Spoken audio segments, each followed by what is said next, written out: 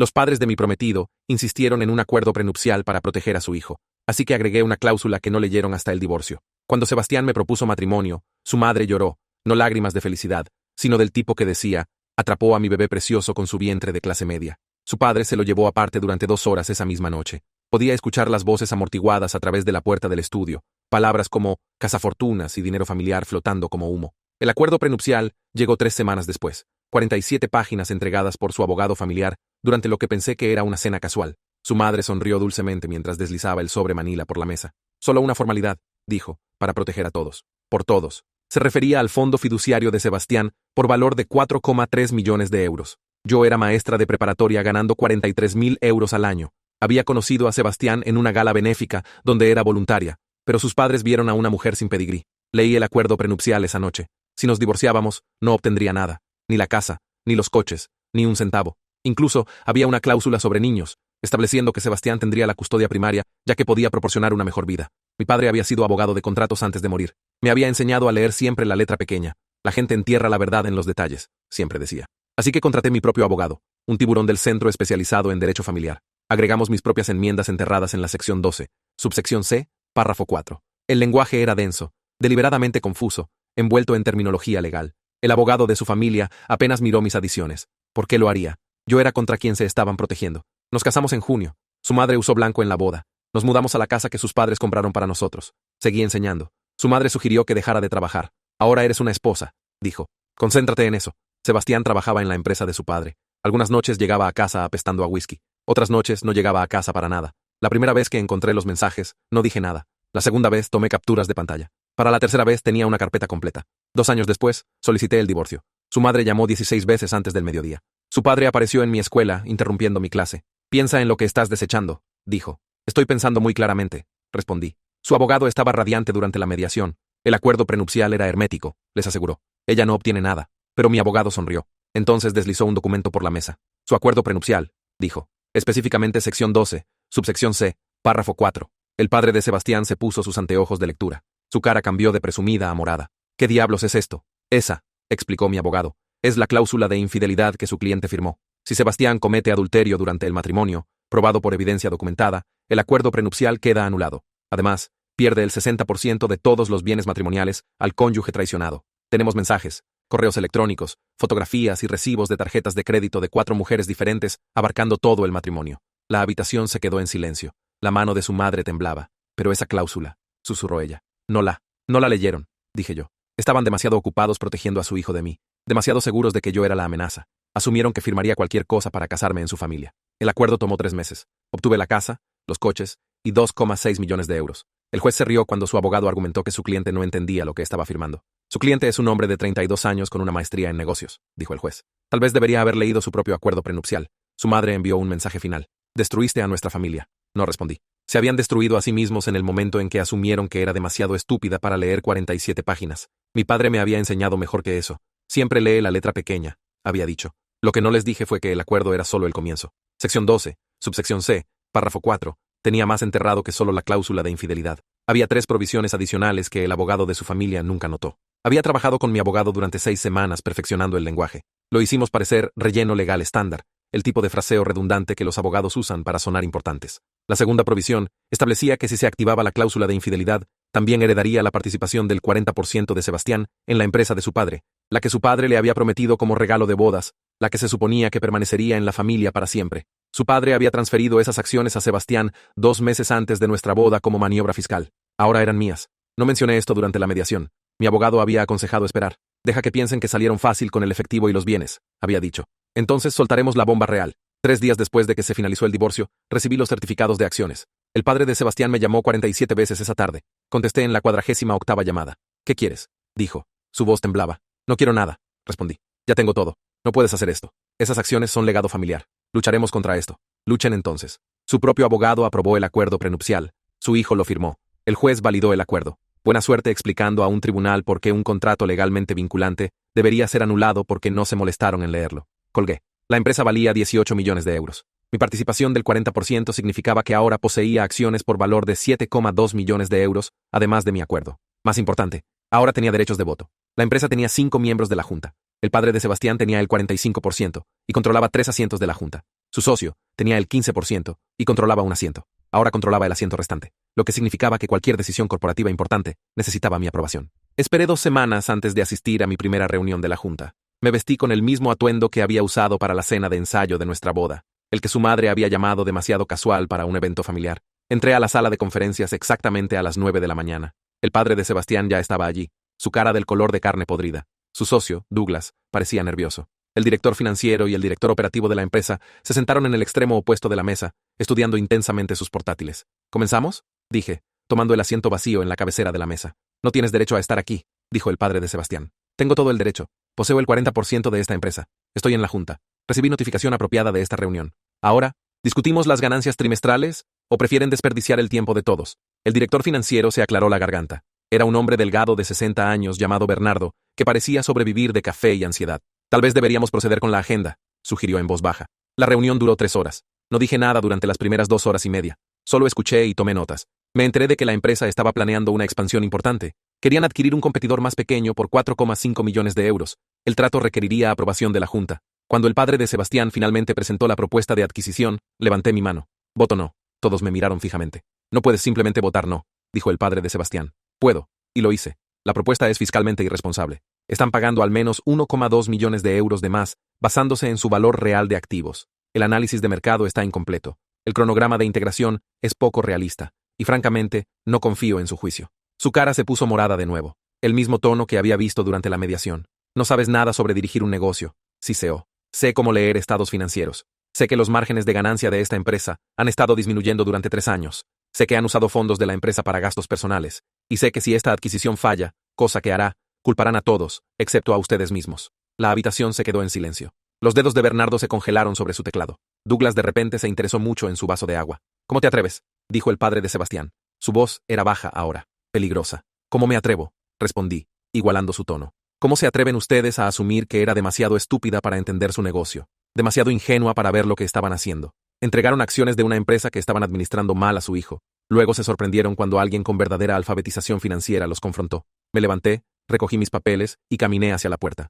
Antes de salir, me volteé. La votación de la adquisición se aplaza pendiente una auditoría independiente de ambas empresas. Contrataré mis propios analistas. Nos reuniremos de nuevo en 6 semanas. Y caballeros, de ahora en adelante, cada decisión pasa por los canales apropiados. No más tratos en cuartos traseros. No más favores familiares. Este es un negocio, no su alcancía personal. Salí antes de que alguien pudiera responder. Mi teléfono comenzó a sonar antes de que llegara a mi coche. El padre de Sebastián, la madre de Sebastián, Sebastián mismo, su abogado, Douglas. Los ignoré a todos. En cambio, llamé a mi propio abogado. Necesito que me recomiendes un contador forense, dije. Alguien que se especialice en fraude corporativo. Se rió. Ya estoy en eso. Te enviaré 3 nombres al final del día. La auditoría tomó 4 meses. Lo que encontramos fue peor de lo que esperaba. El padre de Sebastián había estado sustrayendo dinero de la empresa durante años. Facturas falsas de proveedores, reportes de gastos inflados, compras inmobiliarias disfrazadas como inversiones comerciales, vacaciones personales facturadas como desarrollo de clientes, más de 2,3 millones de euros en fondos mal apropiados durante 7 años. Presenté los hallazgos en la siguiente reunión de la Junta. Esta vez, había invitado al Consejo Legal Externo de la empresa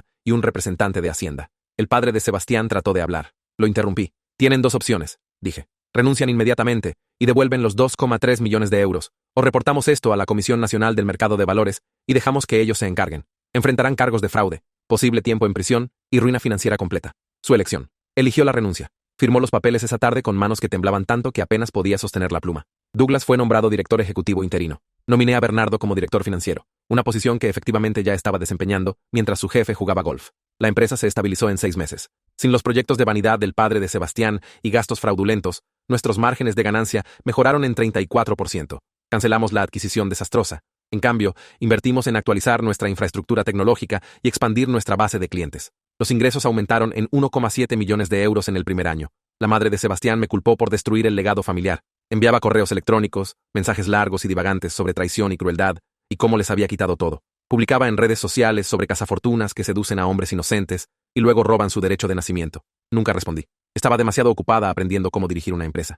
Tomé clases nocturnas en administración de negocios y finanzas corporativas. Leí todo lo que pude sobre nuestra industria. Me reuní con clientes y aprendí lo que realmente necesitaban, en lugar de lo que el padre de Sebastián asumía que querían. Descubrí que era buena en esto, mejor que buena. Entendía el principio fundamental que el padre de Sebastián nunca captó. Un negocio tiene éxito cuando sirves a tus clientes, no cuando te sirves a ti mismo. En 2 años, el valor de la empresa había aumentado a 24 millones de euros. Mis acciones ahora valían 9,6 millones de euros. También había tomado un salario modesto como miembro de la Junta, 85.000 euros anuales. Nada excesivo, nada que pudiera ser cuestionado. Sebastián trató de contactarme una vez. Apareció en el edificio de la empresa un martes por la tarde. La seguridad llamó a mi oficina. Hay un Sebastián Whitmore aquí para verla, dijo el guardia. ¿Debo enviarlo arriba? No. Dile que no es bienvenido. Si no se va inmediatamente, llama a la policía. Observé desde la ventana de mi oficina mientras lo escoltaban afuera. Se veía más pequeño, de alguna manera disminuido. Se subió a un Honda Civic deteriorado y se fue. Después me enteré de que estaba trabajando como gerente regional para una empresa de alquiler de coches. Sus padres lo habían desconocido después del escándalo. Aparentemente, perder la empresa fue su culpa por firmar ese acuerdo prenupcial, por confiar en mí, por no ser lo suficientemente hombre para controlar a su esposa. La ironía era casi dolorosa. Mientras tanto, había dejado de enseñar, no porque alguien me lo dijera, sino porque no tenía tiempo. Dirigir una empresa, administrar inversiones y servir en 2 juntas corporativas adicionales llenaba mi horario. Había pasado de ganar 43.000 euros al año a tener un patrimonio neto que excedía los 12 millones de euros en menos de 4 años. Compré una casa, no la que los padres de Sebastián habían comprado para nosotros. Vendí esa inmediatamente. En cambio, compré una casa victoriana restaurada en un barrio tranquilo, 3 habitaciones, una biblioteca con estanterías del suelo al techo y un jardín donde podía cultivar tomates y albahaca. La amuebló yo misma. Sin diseñador, sin decorador, solo yo, y mi gusto cuestionable y cojines decorativos. Mi madre vino a visitar. Caminó por cada habitación sin hablar. Finalmente, se sentó en mi mesa de la cocina y lloró. Tu padre estaría tan orgulloso, dijo. Me enseñó bien. Asintió. Lo hizo. Pero esto eres toda tú. Tomaste lo que él te enseñó y construiste algo que nunca podría haber imaginado. Esa noche, encontré la carpeta donde guardaba capturas de pantalla de las aventuras de Sebastián. 4 mujeres durante 2 años. Cristina fue la primera, una asistente legal en la empresa de su padre. Duró 8 meses antes de que Sebastián se aburriera. Luego vino Natasha, la hija de un cliente. Bianca, una cantinera de su club favorito. Y finalmente, Verónica, su asistente. Recordaba la sensación de náusea en mi estómago la primera vez que vi los mensajes. Cómo temblaron mis manos mientras pasaba mensaje tras mensaje. Él diciéndole a Cristina que era hermosa. Él prometiendo a Natasha que me dejaría pronto. Él enviando dinero a Bianca cuando dijo que no podía pagar la renta. Él metiendo a Verónica de contrabando en hoteles durante viajes de negocios. Lloré durante 3 días después de ese primer descubrimiento. Luego dejé de llorar y comencé a documentar todo. Fechas, horarios, ubicaciones, recibos de tarjetas de crédito. Construí un caso tan hermético que incluso su abogado caro no podía negarlo. Ahora mirando esas capturas de pantalla, no sentía nada. Sin ira, sin dolor, solo una curiosidad distante sobre por qué alguna vez pensé que Sebastián valía la pena casarse. Borré la carpeta. Ya no la necesitaba. La tercera provisión en la sección 12, subsección C, párrafo 4, entró en vigor durante el 5º año. Esta era la cláusula de la que nunca le había hablado a nadie, ni a mi abogado, ni al juez, ni siquiera a mi madre. Era mi póliza de seguro, la garantía de que la familia de Sebastián nunca podría atacarme de nuevo. La provisión establecía que si Sebastián se volvía a casar dentro de 7 años de nuestro divorcio, me debería el 40% de cualquier regalo, herencia o transferencias financieras que recibió de su familia durante nuestro matrimonio que no habían sido previamente divulgados. Esto incluía regalos en efectivo, transferencias de acciones, escrituras inmobiliarias y desembolsos de fondos fiduciarios. Sebastián se comprometió 5 años y 3 meses después de nuestro divorcio con una mujer llamada Britney, que venía de dinero viejo, incluso más viejo que el dinero de su familia. Su padre poseía una empresa farmacéutica. La boda fue anunciada en las páginas de Sociedad. Envié una carta muy educada al abogado de Sebastián el día después del anuncio del compromiso. Adjunté un recuento detallado de cada regalo financiero que Sebastián había recibido durante nuestro matrimonio, que no había sido divulgado en el acuerdo prenupcial original. Sus padres habían sido astutos al respecto. Regalos en efectivo disfrazados como regalos de cumpleaños, transferencias de acciones etiquetadas como bonos navideños, una propiedad de vacaciones en Aspen que le fue silenciosamente escriturada 6 meses después de nuestro matrimonio. El total llegó a 1,8 millones de euros. El 40% de eso eran 720.000 euros. El abogado de Sebastián llamó dentro de 1 hora de recibir mi carta. Esto es extorsión, dijo. Es un contrato legalmente vinculante que su cliente firmó, respondí. El mismo contrato que fue confirmado por un juez. El mismo contrato que aseguró a su familia que era hermético. Si Sebastián no quiere cumplir, puede cancelar su compromiso o puede pagar lo que debe. Esto lo arruinará. Esa no es mi preocupación. Pagó. Le tomó 6 meses reunir el dinero. Tuvo que vender la propiedad de Aspen y liquidar algunas inversiones. Sus padres tuvieron que ayudarlo a cubrir el resto,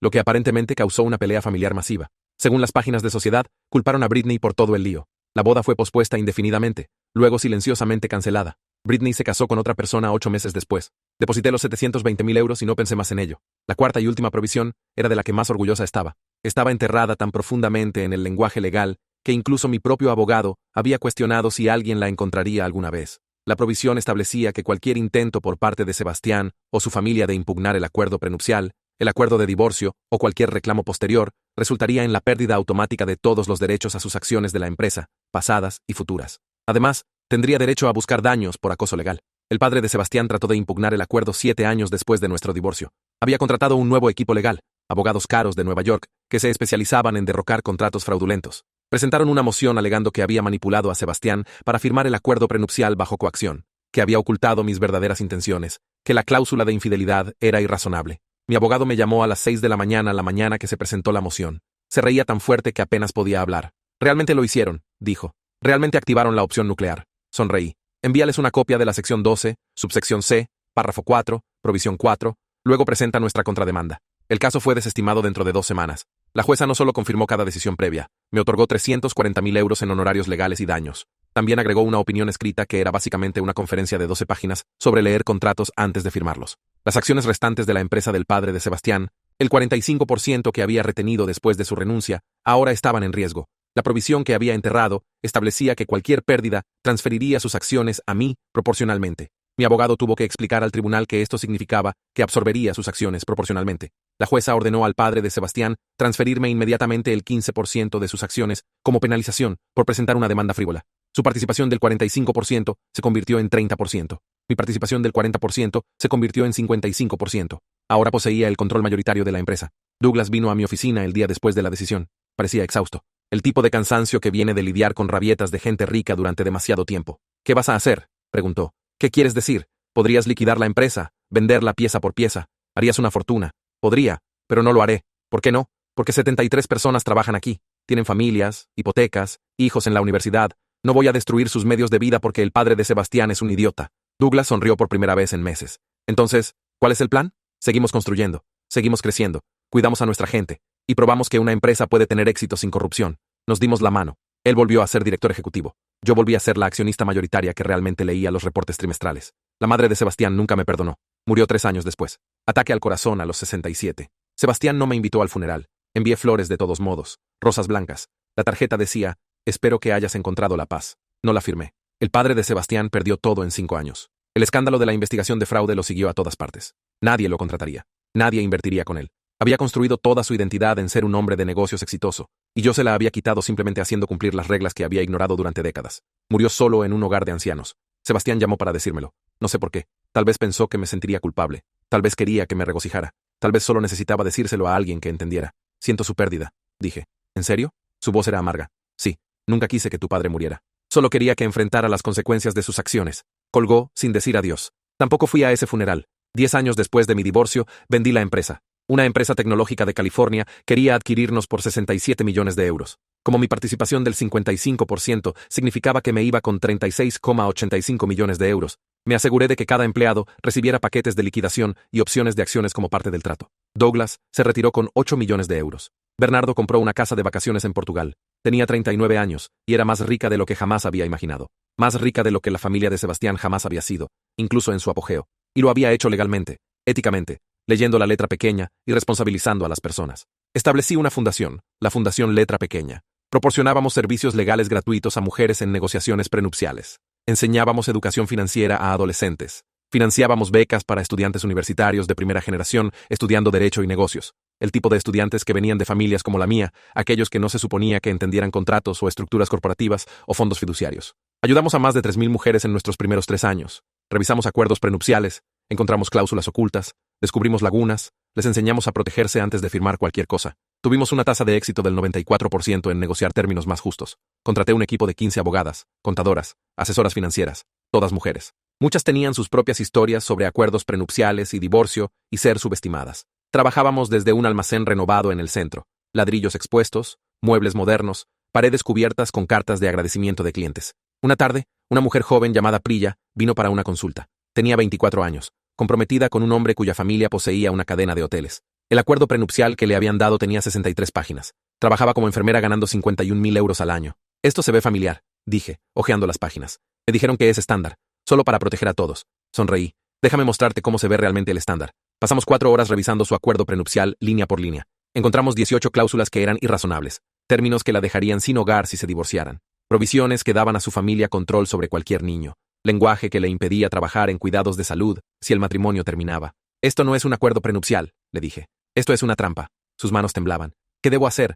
Me contratas. Reescribimos esto. Te protegemos. Y si su familia se niega a negociar, te vas. Pero lo amo. Lo sé. Pero el amor no significa aceptar abuso disfrazado como papeleo legal. Tu padre te enseñó mejor que eso, ¿verdad? Comenzó a llorar. Mi padre murió cuando tenía 16 años. Era asistente legal. Siempre decía que leyera todo antes de firmar. Mi padre dijo lo mismo. Reescribimos su acuerdo prenupcial durante las siguientes 3 semanas. Agregamos cláusulas de infidelidad, provisiones de protección de activos, garantías de custodia de niños y salvaguardas de carrera. El abogado de su familia llamó a nuestros términos agresivos. Yo los llamé justos. Después de 2 meses de negociación, acordaron nuestra versión. Priya se casó 6 meses después. No fui a la boda, pero me envió una foto. Ella en un vestido blanco sonriendo felicidad genuina. El pie de foto decía, gracias por enseñarme que el amor y la protección no son opuestos. Esa foto fue a nuestra pared de la oficina junto a 200 otras exactamente iguales. Nunca me volví a casar. Salí ocasionalmente, una cena con un compañero de la junta aquí, café con alguien que conocí en una conferencia allá, pero nada serio. Nada que me hiciera querer combinar finanzas o firmar documentos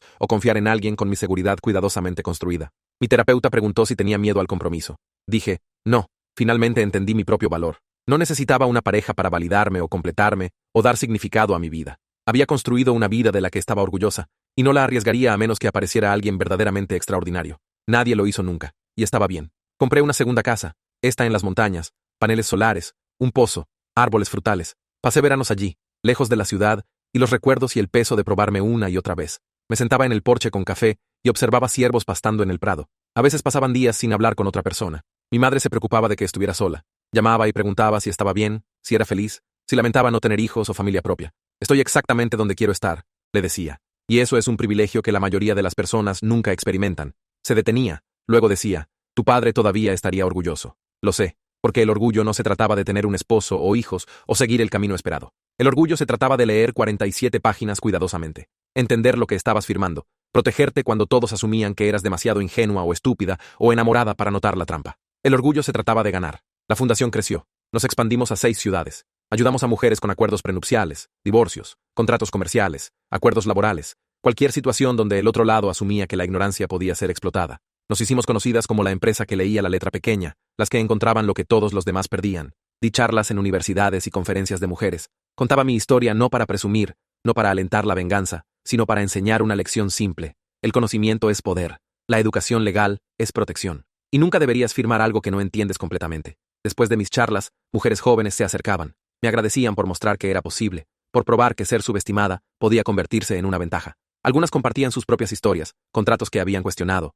tratos de los que se habían alejado, vidas que habían construido a pesar de las expectativas de todos. Esas conversaciones valían más que los 36,85 millones de euros, más que las casas y la fundación y el respeto que había ganado, porque estaba enseñando lo que mi padre me enseñó, y ellas enseñarían a otras. Y lentamente, cuidadosamente, el mundo tendría menos mujeres firmando sus futuros. Sebastián me contactó una última vez cuando tenía 44 años. Un correo electrónico corto. Dijo que lo sentía, que había sido joven y estúpido e influenciado por sus padres, que ahora entendía lo que había perdido. No el dinero o la empresa, sino yo, alguien que realmente lo había amado antes de que todo saliera mal. Leí el correo electrónico 2 veces. Luego lo borré. No por ira, sino porque, lo siento, no repara la traición. Lo siento, no deshace años de engaños y mentiras y dejar que sus padres me trataran como propiedad. Lo siento, es solo una palabra que las personas usan cuando finalmente enfrentan las consecuencias. Nunca respondí. Mi madre murió cuando tenía 46 años, pacíficamente mientras dormía. Me dejó su casa, su coche y una caja de seguridad que no sabía que existía. Dentro había una carta. Mi querida hija, leí en su caligrafía cuidadosa. Tu padre estaría tan orgulloso de lo que has logrado. Pero más importante, espero que estés orgullosa de ti misma. Tomaste el peor momento de tu vida y lo transformaste en propósito. Podrías haber sido amarga, vengativa. En cambio, te volviste sabia. Ese es el mayor éxito que podría haber imaginado para ti. Te amo para siempre, mamá. También en la caja había 250.000 euros en efectivo, dinero que había estado ahorrando durante años. Su nota decía que era para la fundación para ayudar a más mujeres, para seguir enseñando lo que mi padre nos enseñó a ambas. Lloré durante 2 horas en esa bóveda del banco. Luego conduje a mi casa de montaña y me senté en el porche y observé la puesta de sol sobre la cresta. Pensé en mi padre enseñándome a leer contratos, en los padres de Sebastián, asumiendo que era demasiado simple para entender lenguaje legal. En ese momento en la mediación cuando la cara de su padre se puso morada, en 3.000 mujeres que habían sido ayudadas, en Priya y su foto de boda, en los ahorros cuidadosos de mi madre. Pensé en la sección 12, subsección C, párrafo 4, y sonreí porque la letra pequeña no se trataba solo de protegerse, se trataba de entender que los detalles importan, que la suposición es peligrosa, que el poder a menudo viene de lo que otros pasan por alto. La familia de Sebastián había asumido que era estúpida. Esa suposición les costó todo. Me habían entregado el arma para destruirlos. Luego actuaron sorprendidos cuando la usé. Habían subestimado a una maestra de preparatoria. Ese fue su primer error. Su último error fue en no leer las 47 páginas completas. Eventualmente, vendí la casa de montaña y compré tierra en el norte de Maine, 40 acres de bosque, con un arroyo corriendo a través de él. Construí una pequeña cabaña, un dormitorio, una cocina con estufa de leña, un porche donde podía observar las estaciones cambiar. Sin internet, sin señal de celular, solo paz. Pasaba meses allí, leyendo, jardinando, cortando leña, viviendo el tipo de vida simple que la madre de Sebastián probablemente siempre pensó que me convenía. La ironía me hacía reír cada vez que pensaba en ello. Ella quería que fuera pequeña y doméstica. Ahora era exactamente eso, por elección, en mi propia tierra, comprada con dinero que había ganado siendo todo menos simple. La fundación continuó sin que necesitara estar allí diariamente. Había construido un buen equipo, sabían qué hacer, mi presencia ya no era requerida. Asistía a reuniones de la junta trimestralmente, revisaba casos importantes, aprobaba presupuestos, pero principalmente confiaba en ellas para continuar el trabajo. Esa fue otra lección que mi padre me enseñó. Construye algo más grande que tú misma. Crea sistemas que no dependan solo de ti. Contrata personas más inteligentes que tú y déjalas sobresalir. Había hecho las tres. La fundación me sobreviviría. Eso era éxito. A veces tarde en la noche en mi cabaña, pensaba en los qué hubiera pasado si, que si Sebastián no hubiera hecho trampa, que si su familia hubiera sido amable, que si simplemente hubiera aceptado el acuerdo prenupcial como estaba escrito y esperado lo mejor. Probablemente todavía estaría enseñando, todavía casada con un hombre que no me respetaba, todavía fingiendo que su madre no había usado blanco en mi boda, todavía pequeña. En cambio, estaba aquí, libre, poderosa, sola pero no solitaria, rica pero no consumida por la riqueza, exitosa por cada medida que realmente importaba. La letra pequeña me había salvado, pero más que eso, leerla me había enseñado a salvarme, a confiar en mi propia inteligencia, a saber que ser subestimada era una ventaja si eras lo suficientemente inteligente para usarla. Cumplí 50 un jueves, sin fiesta, sin celebración, solo yo y mi cabaña y una botella de vino que había estado guardando. Me senté en mi porche y levanté mi copa hacia el bosque. Por papá, dije en voz alta, quien me enseñó a leer cuidadosamente. Por la familia de Sebastián, continué, quien me enseñó por qué eso importa. Y por mí misma, por aprender la lección. El bosque no respondió, pero no necesitaba que lo hiciera. Ya sabía todo lo que necesitaba saber. Estaba todo en la letra pequeña. Solo tenías que estar dispuesta a leerla. Viví en esa cabaña durante 7 años más. Años pacíficos, años tranquilos. Salía ocasionalmente para eventos de la fundación o visitas familiares. Mi sobrina se graduó de la universidad. Mi sobrino se casó. La vida continuó a mi alrededor mientras yo vivía fuera de ella. Entonces una mañana de invierno me desperté y no podía mover mi brazo izquierdo. Derrame. Leve. El doctor dijo que tuve suerte. 6 semanas de fisioterapia y estaría bien. Pero me asustó. Me recordó que el tiempo no era infinito, que eventualmente mi historia terminaría. Vendí la cabaña y regresé a la ciudad, no a la casa victoriana que había comprado después del divorcio. Había vendido esa años antes. En cambio, renté un apartamento en el centro, pequeño, eficiente, cerca de las oficinas de la fundación. Tenía 57 años ahora, todavía saludable a pesar del derrame, todavía aguda, pero consciente de que el mantenimiento era requerido. Comí mejor, hice más ejercicio, tomé vitaminas que prometían hacer cosas en las que no creía completamente, pero las tomé de todos modos. La fundación había ayudado a más de 12.000 mujeres para este punto. Nos habíamos expandido a 15 ciudades. Nuestra tasa de éxito todavía estaba por encima del 90%.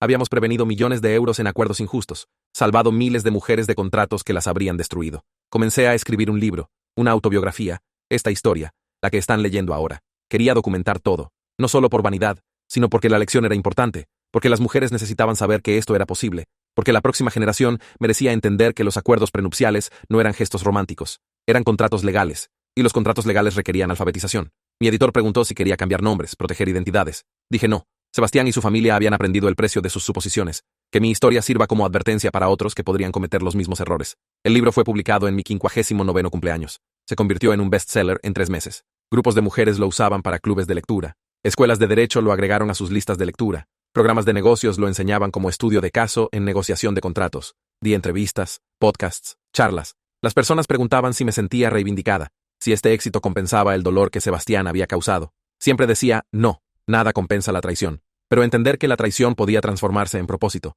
eso hacía que el viaje valiera la pena. Sebastián nunca me contactó sobre el libro, no lo esperaba. Eventualmente se había vuelto a casar con alguien que sus padres aprobaban, alguien de la familia correcta. Tuvieron 2 hijos. Ahora trabajaba en seguros, un trabajo tan alejado de la empresa de su padre que nadie lo conectaba con el escándalo. Supe que era feliz, o al menos contento, viviendo la vida que sus padres siempre habían imaginado para él, solo con alguien que nunca había exigido que leyera su propio acuerdo prenupcial. Su padre había estado muerto mucho tiempo para entonces. Su madre también. El negocio familiar había sido absorbido por la empresa tecnológica que lo compró. El nombre Whitmore no significaba nada en círculos empresariales más. Solo otra historia de advertencia sobre fraude y arrogancia y el peligro de subestimar a tus oponentes. Cumplí 60 en una fiesta que la fundación organizó para mí. 200 personas asistieron, mujeres que habíamos ayudado, abogadas que habíamos entrenado, donantes que apoyaban nuestro trabajo. Dieron discursos sobre mi impacto, sobre vidas que había cambiado. sobre el legado que estaba construyendo. Me levanté para agradecerles. Hablé sobre mi padre y su insistencia en leer cuidadosamente, sobre ese momento cuando la madre de Sebastián deslizó un sobre por la mesa, sobre elegir protegerme, sobre la sección 12, subsección C, párrafo 4. Sobre las mujeres en esta habitación que habían hecho lo mismo, se habían protegido, habían leído la letra pequeña, se habían negado a ser víctimas. Este no es mi legado, dije, es nuestro. Cada mujer que cuestionó un contrato, cada mujer que exigió términos justos, cada mujer que se alejó de un maltrato. Estamos escribiendo una nueva historia, una donde ser subestimadas se convierte en nuestra ventaja, donde el conocimiento es poder, donde la letra pequeña nos salva. Se pusieron de pie y aplaudieron. Vi lágrimas, sonrisas, reconocimiento de que habíamos construido algo importante, algo que nos sobreviviría a todas. Me retiré del trabajo activo de la fundación a los 62. Mi derrame había sido una advertencia. Era hora de dejar que mujeres más jóvenes lideraran. Permanecí en la junta, asistí a eventos importantes, pero las operaciones diarias ahora eran manejadas por otras. Mujeres fuertes, mujeres inteligentes, mujeres que entendían que los contratos podían ser armas y la educación podía ser armadura. Compré una última casa, pequeña, cerca del océano. Podía caminar a la playa en 5 minutos. Me sentaba y observaba las olas y pensaba sobre cómo el agua daba forma a la piedra. Lentamente, pacientemente, inevitablemente, eso era lo que habíamos hecho. Dado forma al paisaje legal. Una mujer a la vez, un contrato a la vez, una página leída cuidadosamente a la vez. La voz de mi madre me volvía durante esas caminatas por la playa. Tu padre estaría tan orgulloso. Y sabía que tenía razón. No porque había ganado, no porque me había vuelto rica, sino porque había aprendido la lección que él trató de enseñar. Los detalles importan. La letra pequeña importa. Entender lo que firmas importa. Tengo 67 años ahora. Todavía saludable. Todavía viviendo cerca del océano. Escribo ocasionalmente. Artículos para revistas legales, piezas de opinión sobre acuerdos prenupciales y derecho contractual, capítulos invitados en libros de texto. Soy considerada una experta, alguien que transformó trauma personal en cambio social. Pero no me veo de esa manera. Soy solo alguien que leyó 47 páginas cuidadosamente, que se negó a ser subestimada, que entendió que la suposición podía ser armada, que aprendió que la letra pequeña podía salvar tu vida si estabas dispuesta a verla. Los hijos de Sebastián son adultos ahora. Nunca los he conocido. Probablemente nunca los conoceré. Pero espero que su padre les haya enseñado a leer contratos antes de firmar. Espero que haya aprendido al menos esa lección. Espero que siente a su futuro yerno o nuera y diga, lee cada palabra, entiende cada cláusula, protégete porque las personas que te aman nunca deberían pedirte que firmes tu futuro. Aunque dudo que lo haga. Las personas raramente aprenden de sus errores. Solo se vuelven mejores justificándolos. La fundación celebró su 20º aniversario el mes pasado. Asistí, di un discurso. Conocí mujeres que eran niñas cuando comenzamos. Ahora eran abogadas y contadoras y empresarias. Algunas habían pasado por sus propios divorcios, usado lo que les habíamos enseñado, sobrevivido y prosperado. Una mujer joven se acercó a mí después del evento. Tenía tal vez 30 años, cabello oscuro, sonrisa nerviosa. Me agradeció por la fundación, por mi libro, por mi historia. Luego me contó la suya. Había estado comprometida con un hombre cuya familia poseía restaurantes. Le habían dado un acuerdo prenupcial, 52 páginas. Había leído cada palabra, encontrado cláusulas que la habrían dejado sin nada. Había contratado un abogado, exigido cambios. Su familia se había negado. Se había ido. Ahora era abogada de contratos. Se especializaba en acuerdos prenupciales. Había ayudado a más de 400 mujeres a negociar términos justos. Había iniciado su propia fundación en Seattle. Estaba haciendo lo que yo había hecho, enseñando lo que mi padre me enseñó. Este es tu verdadero legado, dijo. No el dinero, no el libro. Mujeres enseñando a mujeres a protegerse. La abracé. Le dije que continuara, que enseñara a la próxima generación, que se asegurara de que ninguna mujer firmara un acuerdo prenupcial sin entender exactamente con qué estaba de acuerdo. Esa es la letra pequeña, dije. No solo en contratos, sino en la vida. Los detalles que todos pasan por alto hasta que es demasiado tarde. Tu trabajo es asegurarte de que las mujeres vean esos detalles antes de firmar. Prometió que lo haría. Estoy cansada ahora. Lista para que la historia termine. No mi vida, sino esta historia. La que comenzó con la propuesta de Sebastián y las lágrimas de su madre y un sobre Manila deslizándose por una mesa. La que me enseñó quién era realmente. Aprendí que era más inteligente de lo que pensaban, más fuerte de lo que sabía, capaz de transformar el dolor en propósito. Buena leyendo letra pequeña, mejor escribiéndola. Aprendí que la venganza no se trata de destrucción, se trata de responsabilidad. Hacer que las personas enfrenten las consecuencias de sus acciones, mantenerlas en los estándares que afirman valorar, usar sus propias armas contra ellas. Aprendí que ser subestimada es un regalo. Cuando las personas piensan que eres simple, se vuelven descuidadas, no guardan sus palabras, no leen cuidadosamente, asumen que no notarás, y esa suposición se convierte en tu ventaja. Más importante, aprendí lo que mi padre trató de enseñarme. Lee todo, entiende todo, no firmes nada hasta estar segura. La letra pequeña te salvará o te destruirá. ¿Cuál depende completamente de si estás dispuesta a leerla? La familia de Sebastián pensó que 47 páginas los protegerían. En cambio, esas 47 páginas se convirtieron en su caída porque me entregaron un contrato y asumieron que lo firmaría sin entenderlo. Estaban equivocados. Ese fue su error y les costó todo. Mi padre solía decir, las personas entierran la verdad en los detalles. Tenía razón, pero la verdad no es lo único enterrado allí. El poder también está enterrado allí. Libertad, justicia, la habilidad de protegerte. Solo tienes que estar dispuesta a acabar a través de 47 páginas para encontrarlo. Yo estaba dispuesta. Eso hizo toda la diferencia. Ahora cuando camino por la playa cerca de mi casa, pienso en ese sobre Manila, en la sonrisa de la madre de Sebastián, en la cara morada de su padre durante la mediación, en el juez que se rió, en 12.000 mujeres que aprendieron a leer cuidadosamente, en una fundación que me sobrevivirá, en un libro que se convirtió en una historia de advertencia, en la sección 12, subsección C, párrafo 4. Y sonrío porque gané. No solo el acuerdo o la empresa o el dinero. Gané algo más grande. Gané el derecho a contar esta historia, enseñar esta lección, probar que el conocimiento realmente es poder, que la educación realmente es protección, que la letra pequeña realmente puede salvar tu vida. Mi padre me enseñó a leer cuidadosamente. La familia de Sebastián me enseñó por qué eso importa. Y yo enseñé a 12.000 mujeres a hacer lo mismo. Esa es la historia. Ese es el legado. Esa es la letra pequeña. Léela cuidadosamente porque en algún lugar de esos detalles está tu destrucción o tu salvación. ¿Cuál depende completamente de si estás dispuesta a leer las 47 páginas completas antes de firmar? Yo estaba dispuesta. ¿Tú lo estás?